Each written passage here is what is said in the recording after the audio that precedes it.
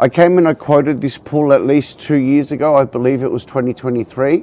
The customer has left the swimming pool abandoned, and as you can see, it's gone black. The reason for this is they've got a really big crack along this side of the pool. All right, so this is a big structural crack.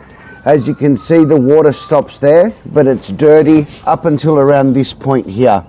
Now the customer's putting the house on the market, and what's happening is the customer doesn't want to spare any expense. She wants to make sure whoever the buyer is of the house, they're getting something that's going to be here for the next 25 years. So now we get onto it.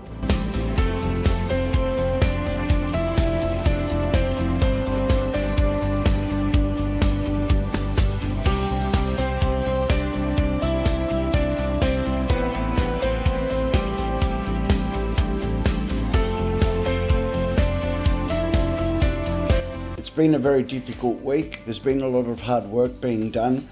We've now removed the surface, which was very painful with jackhammers. Everything has to be done manually. I'm glad that we did. The reason why we did that is we suspected some areas that would be quite deteriorated.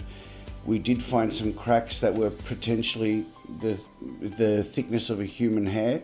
I cut off a piece of string so that you could see one of the cracks compared to what my pinky is. I will put some photos up of that, and then you'll be able to see what we're looking for. Now imagine trying to find these things in a surface that's got roughly 100 square meters and you're only looking for something 1 to 3 millimeters wide on average. It can be quite painstaking, but we go through everything very thoroughly, and the reason why we do that is if we forget or don't see a little bit of rust while we're starting the job, then it might bring a problem for the customer 6 months down the track, a year down the track, maybe 2.